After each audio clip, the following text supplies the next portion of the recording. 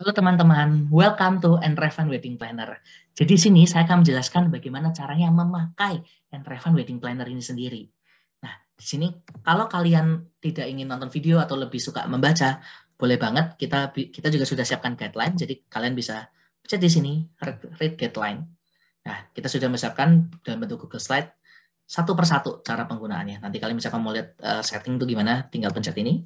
Nah, muncul sini. Nah, kalian bisa lihat kita juga sudah kasih berbagai tahap-tahapan dan menjelaskan fitur-fiturnya dengan baik. Nah, tapi kalau kalian nonton ini bisa juga, ini akan saya lanjutkan.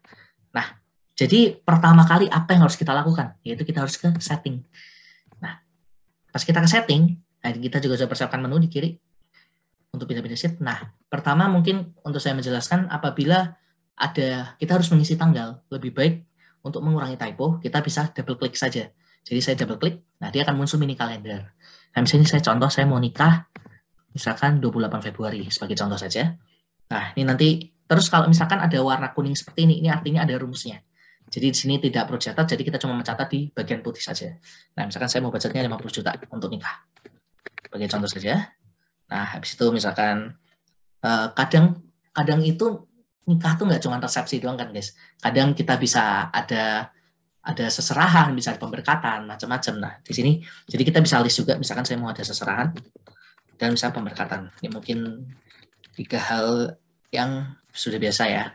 Misalkan saya seserahannya di Desember, contoh. Nah, terus saya pemberkatannya di Januari, ya, sebagai contoh saja. Nah, habis itu kita bisa set budget, misalkan saya mau di sini 20 juta, di sini 10 juta. Nah, terus kita juga sudah mempersiapkan, yaitu kategori B, kategori tamu. Di sini untuk kita mencatat saja sebenarnya kayak kita sudah habis spending kita atau biaya yang kita keluarkan tuh untuk apa, dan kategori tamu supaya kita juga tahu proporsi orang yang kita undang tuh teman, keluarga dari pria atau keluarga dari wanita. Nah, setelah kita isi, kita bisa nih ke dashboard. Nah, pas ke dashboard, jadi di sini mungkin saya akan jelaskan dulu, ada 3 elemen besar di sini, yaitu ada spending atau budget, untuk kita nge-track, terus ada tas juga, yaitu apa saja yang harus kita persiapkan sih sebenarnya untuk menikah, dan juga ada tamu di sini. Nah, ini saya udah isi beberapa untuk mempercepat demo ini supaya tidak lama-lama. Nah, mungkin biar gampangnya kita bisa langsung, misalkan kita isi yang tas dulu nih. Nah, tas itu untuk persiapannya sebenarnya. Jadi persiapan apa sih harus kita lakukan? Jadi nanti dari Enrefine, kami juga akan sudah list ini, kurang lebih apa saja harus disiapkan untuk resepsi. Tapi misalkan kalian ngerasa, aduh saya kalau seserahan tuh butuhnya apa, kalau misalkan pemberkatan tuh apa aja yang disiapkan, tenang aja teman-teman, kita sudah siapin list di sini. Jadi kalau kalian bingung atau ingin nambah-nambah, atau mungkin kalian bisa ngobrol sama wedding organizer kalian juga. Tapi kalau kalian tidak ada pakai wedding organizer, kita sudah bantu di sini. Jadi kalian bisa pencet ke list wedding planner ini. Nah, terus misalkan saya buat seserahan. Nah, saya bisa nih copy, Ctrl C, terus kita balik ke tas, misalkan saya tambahkan nih, Ctrl C V. Nah, seperti ini. Ini untuk mempermudah aja, cuman mungkin kalau kalian punya wedding organizer, kalian bisa sama-sama nih list ini dan remindernya, supaya kita bisa tahu apa aja yang harus kita persiapkan. Tapi kalau nggak apa-apa, kita bisa atur sendiri. Nah, misalkan contoh ini saya mau kerjain di Desember, saya sebagai contoh aja, atau sini misalkan, ini saya mau di Januari, contoh. Misalkan saya nggak apa-apa, Januari sampai akhir. Nah, ini tas. Jadi ini akan ngaruh kemana? Ada ngaruh kedua, teman-teman, yaitu kita bisa lihat di sini. Tadi 21 sekarang jadi 40, dan bisa cek di timeline. Nah, jadi sini kita juga ada timeline. Nah, di sini saya set seandainya hari ini September. Nah, tapi jadi kita bisa tahu nih kita sekarang ada di bulan mana, dan di bulan ini kita harus ngapain aja. Di sini kita juga bisa lihat Agustus harus ngapain, Oktober harus ngapain. Ini untuk biar kita mendapat gambaran besar aja apa harus kita lakukan sama persiapan nikah ini. Nah, di sini kita juga tahu, oh kita nikah bulan Februari. Oke, nah jadi di sini pun kalian kalau udah selesai bisa kalian centang-centang. Maaf, mungkin saya kasih lihat dulu di dashboard. Di sini kita udah bisa list ini, kita tuh harus ngapain aja sebenarnya. Jadi kita bisa tahu, oh di September ini saya harus lakukan. Yang di bawah ini apa? Ini artinya bila kita ada kegiatan yang kita terlambat atau kita belum lakukan gitu. Seharusnya bulan Agustus nih udah nemuin tempat resepsi tapi ternyata belum. Nah itu akan tetap ke list di sini. Dia akan hilang kalau sudah kita centang teman-teman. Contoh, misalkan saya sudah centang beberapa di sini. saya sisakan saya 2. Nah, September misalkan saya juga udah kerjain setengah gitu.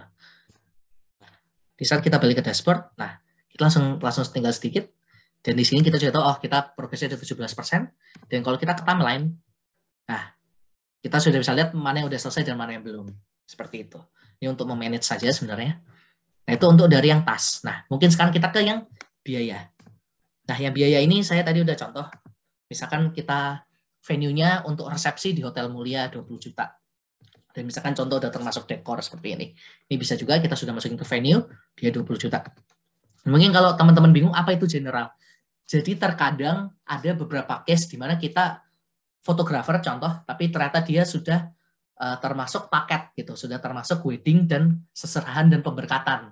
Nah kayak gitu kita bisa masukkan ke general untuk beberapa biaya yang kita bisa pakai di banyak event. Nah jadi contoh misalkan saya tambahkan lagi di sini, misalkan nggak apa-apa vendornya namanya E itu contoh, terus misalkan untuk pemberkatan, terus misalkan saya untuk kartu undangannya berapa, misalkan saya tambahkan 5 juta gitu. Nah ini sebagai contoh saja nggak masalah. Nah terus kalau kita lihat ke dashboard, nah kita bisa lihat nih wedding kita yang udah kepake berapa, general berapa, sasaran berapa, terus pemberkatan berapa. Nah misalkan kalau kalian pingin tahu nih, selain itu kita juga bisa on kategori, jadi kita bisa tahu kurang lebih uang kita tuh kita spend di mana. Kalau di sini kita bisa lihat venue, kartu undangan, jas, pengantin gitu-gitu. Tapi kalau kalian ingin lihat breakdown-nya lebih lagi nih, kita tuh sebenarnya yang general ada apa aja bisa juga tinggal diganti. Ada fotografer sama dress pengantin, misalnya dress pengantinnya dipakai ke 2 acara, contoh. Nah, terus kita bisa lihat wedding tuh kita bisa tahu sih, venue sama jas pengantin. Nanti ini akan lebih banyak juga setelah kalian isi, jadi kalian bisa lihat lah kurang lebih kalian banyak spendingnya di mana gitu. Itu untuk task spending. Dan di sini kita juga tahu, kita udah kepake 42,5% nih. Seperti itu ya. Nah, terus kita sekarang selain ke vendor, kita bisa ke tamu. Nah, sini juga saya isi untuk mempercepat juga. Jadi misalkan nih, kita pingin undang tamu-tamu. Jadi yang pertama harus kita lakukan adalah list dulu nih di bagian kiri sini. Kita list siapa aja yang mau kita undang, dan dia itu kategorinya apa. Di sini sebenarnya ini cuman untuk biar kita tahu proporsinya aja kategori tamu, nggak harus juga nggak apa-apa, nggak masalah. Tapi kalau diisi mungkin lebih baik supaya kita bisa tahu. Nah terus pilih nomor HP, email sama alamat untuk data dirinya aja supaya kalian kalau mau undang kasih undangan gampang. Plus one tuh untuk kuotanya ada berapa yang diundang, misalkan kalian tahu oh ini suami istri berarti plus one-nya 2 gitu. Jadi untuk 2 orang atau 1 orang seperti itu. Nah setelah itu karena mungkin kalian bisa aja nih, kalian kan ada 3 event tadi. Misalkan ternyata kalian tidak undang semua. Jadi kayak yang diundang ke pemberkatan sama di resepsi itu beda. Atau mungkin kalian undang semua tapi ternyata ada yang bisa di resepsi, ada yang bisa di cuma bisa datang di pemberkatan. Nah kalau seperti itu apa yang harus dilakukan? Jadi kalian tinggal pilih namanya aja. Jadi kalian di sini bisa pilih nama. Misalkan saya tadi mau Urian. Nah jadi kita tinggal ketik pilih Urian. Nanti datanya langsung muncul. Terus kita bisa pilih nih, misalkan ternyata berhalangan gitu-gitu.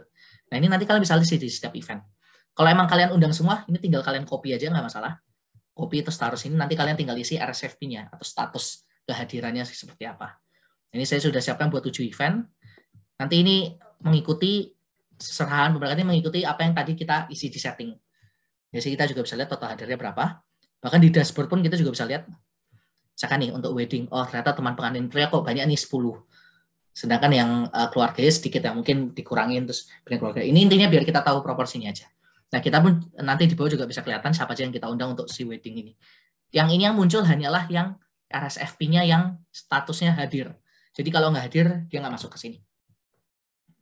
Oke, itu untuk guest invitation. Terus kita juga ngasih membantu kalian untuk mencatat rundown. Jadi mungkin sebagai contoh, karena saat wedding rundown itu penting, tapi kalian tidak punya tempat mencatat, kita kasih tempat di sini. Nah, jadi biar kita bisa sama-sama, mungkin kalian dengan wedding organizer atau dengan pasangan kalian untuk set sama-sama di sini. Nah, di sini juga nanti ada per event, jadi bisa langsung diisi aja. Nah, habis itu kita juga mempersiapkan tempat untuk ngeprint dan download. Jadi contoh misalkan, tapi ini untuk guest list dan rundown saja. Jadi misalkan kalian ingin ada vendor beberapa yang boleh minta data tamunya atau apa untuk mungkin dikasih. Nah, ini boleh banget pakai ini. Jadi kalian tinggal pilih untuk acara apa, misalkan wedding, ini guest list-nya. Nah, misalkan kalian mau kirim ke keluarga gitu, orang tua kalian minta, boleh juga tinggal. Caranya gampang, tinggal ke alamat, pilih atas ini, Ctrl Shift bawah, Ctrl Shift kiri. Setelah kalian blok, kalian kalau ingin download bisa di sini, download PDF, Terus export ini current diganti menjadi selected cells. Dan juga ini boleh kalian mau landscape, mau portrait nggak masalah. Yang penting scale-nya fit to width. Biar rapi. Nah, itu sudah deh, tinggal kalian export. Kalau mau ngeprint gimana? Sama konsepnya, tinggal bedanya tadi di file, ini sekarang tinggi Ctrl P. Ini pun sama, nanti tinggal ganti selected cells, portrait, dan fit to width. Oke. Untuk rundown pun sama, tinggal di blok juga, terus pilih. Sama juga, pilih ininya saja, eventnya, terus nanti akan muncul rundownnya juga. Ini untuk biar lebih rapi aja untuk bisa di-share ke orang-orang. Seperti itu. Nah, sekian dari tools ini. Apabila ingin melihat juga tadi guideline, kita juga udah siapkan di sini. Nanti langsung diklik aja kalau mungkin kalian ingin mengingat-mengingat lagi. Kurang lebih itu sudah semua. Terima kasih sudah membeli wedding planner ini. Semoga wedding planner ini bisa membantu kalian dalam mempersiapkan hari spesialmu. Terima kasih.